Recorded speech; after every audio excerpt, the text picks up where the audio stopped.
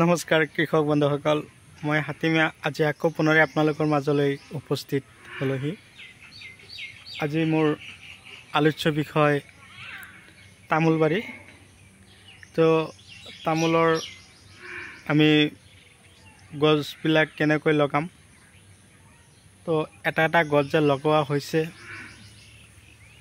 এই গছবিলাকৰ যাতে কোনো ধৰণৰ বেমাৰ নাপায়। বৰ্তমান বহাগ মাহ চলি আছে, অন্তিম সময় আহি পালোঁ। তো আপোনালোকেও যদি তামোলবাৰী বনাব খুজিছে, তামোলৰ বাগান দিব খুজিছে, তো আপোনালোকে এতিয়া তামোলৰ পুলিবিলাক আপোনালোকে যদি নিজৰ ঘৰতে পুলি প্ৰস্তুত কৰিছে ভাল কথা। আৰু যদি আপোনালোকৰ ঘৰত তামোলৰ পুলি নাই, আপোনালোকে কি কৰিব, নাৰ্চাৰীৰ পৰা উন্নত জাতৰ তামোলৰ পুলি ক্ৰয় কৰিব আৰু লগাব। লগোৱাৰ পদ্ধতিটো মই আপোনালোকক আজিৰ এই ভিডিঅ'টোৰ মাজেদি শিকাই দিম। আৰু আপোনালোকৰ তামোলবাৰীত আপোনালোকৰ মাটি কেনেকুৱা ধৰণৰ মাটিত আপোনালোকে তামোলবাৰী কৰিব, আৰু মাজে মাজে এনেকুৱা ধৰণৰ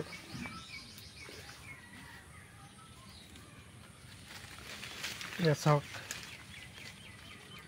লেবু পুলিখিনি আপোনালোকে নাৰ্চাৰীৰ পৰা উন্নত জাতৰ লেবু ক্ৰয় কৰি আপোনালোকেও এনেকুৱা ধৰণৰ লেবুৰ গছ লগাই দিব।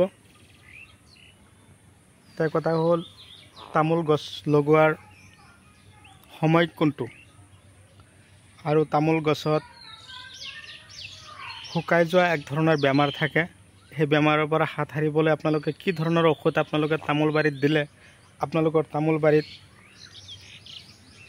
কোনো ধৰণৰ বেমাৰ নাথাকিব, গছবিলাক পূৰা গ্ৰ'থ হ'ব। আৰু তামোল বাগানবিলাকত আমি কি সাৰ আৰু দানা দিলে অতি সোনকালে আমাৰ তামোল গছবিলাকত সোনকালে তামোল লাগিব। তো আজিৰ এই ভিডিঅ'টো আপোনালোকৰ মাজলৈ দিয়াৰ প্ৰধান কাৰণটোৱে হ'ল, যাতে আপোনালোকৰ গছত তামোলবাৰীত কোনো ধৰণৰ গছত বেমাৰ নাথাকে, গছ যাতে সোনকালে গ্ৰ'থ হয়, সোনকালে যাতে তামোল গছত লাগে। তো আপোনালোকে মোৰ ভিডিঅ' স্কিপ নকৰিব, আৰম্ভণিৰ পৰা শেষলৈকে নিশ্চয় চালে অৱশ্যে আপোনালোকে গম পাব যে মই আজি তামোলবাৰীৰ বিষয়ে কি কথা ক'বলৈ গৈ আছোঁ। তো আপোনালোকে যদি ভাবিছে মই 1 বিঘা মাটিৰ তামোলবাৰী দিম বা তামোলৰ বাগান দিম, তেনেহ'লে আপোনালোকে ততাতৈয়াৰী কৰক, মাটি প্ৰস্তুত কৰক। তামোলৰ বাৰীত আজিকালি ধৰক চব্জি খেতিও কৰি আছোঁ, কিন্তু আমাৰ ঘৰৰ ওচৰত থকা যিখিনি ৰসাল মাটি, যিখিনি উন্নত মাটি, সাৰুৱা, এনেকুৱা ধৰণৰ মাটিত আমি তামোল বাৰী কৰিব লাগে ঘৰৰ লগতে।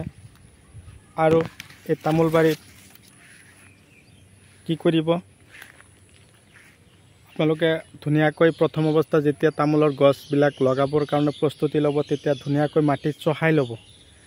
এনেই কিন্তু আৱৰ্জনাৰ মাজত লগাব নালাগে।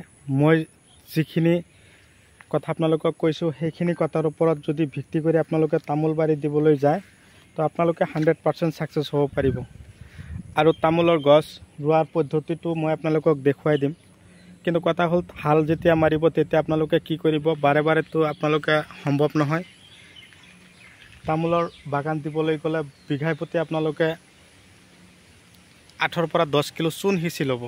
বিঘাই প্ৰতি চূণ সিঁচি তাৰপিছতে আপোনালোকে ধুনীয়াকৈ হাল মাৰি ময়াই ধূলিময় কৰি তাৰপিছত লগাব। এটা গছৰ পৰা আৰু এটা গছৰ দূৰত্ব 5 ফুট, শাৰীৰ পৰা শাৰীৰ দূৰত্ব 5 ফুটকৈ লগাব।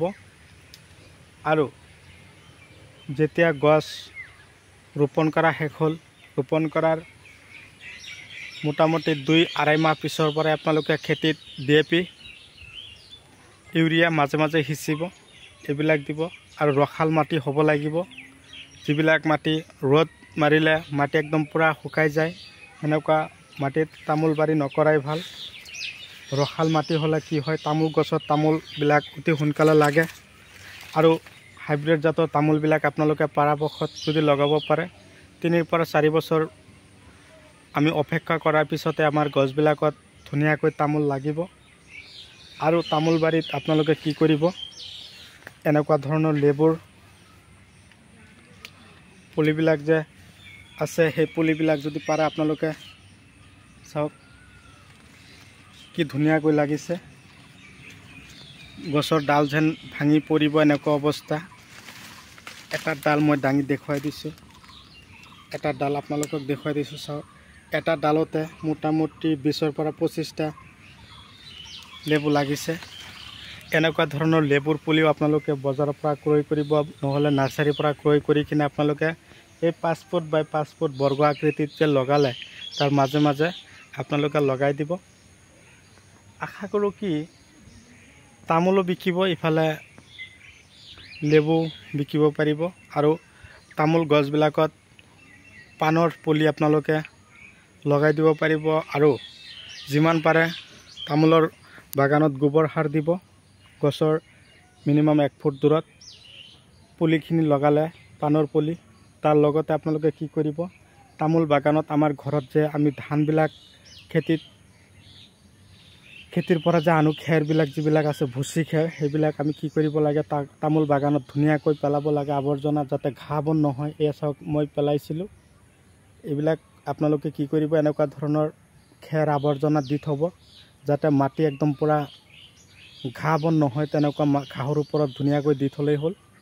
আৰু তামোল গছৰ এই শুকান পাতবিলাক এই চাওক এনেকুৱা ধৰণৰ লেতেৰা হৈ থাকিলে কি হ'ব, এইবিলাক পাত আপোনালোকে কি কৰিব, এনেকৈ ধৰণে পেলাব। পেলোৱাৰ পিছত আপোনালোকে পৰাপক্ষত ডিচিজ 100 যে আছে সেইটো স্প্ৰে কৰি দিলেই হ'ল, নহ'লে ফৰাডন আপোনালোকৰ তামোল বাৰীত আপোনালোকে ধুনীয়াকৈ সিঁচিলেই হ'ল। প্ৰতি বিঘাত পৰাপক্ষত আপোনালোকে 5ৰ পৰা 7 কিলোকৈ ফৰাডন দিলেও হ'ব। এইখিনি ব্যৱস্থা আপোনালোকেও কৰক।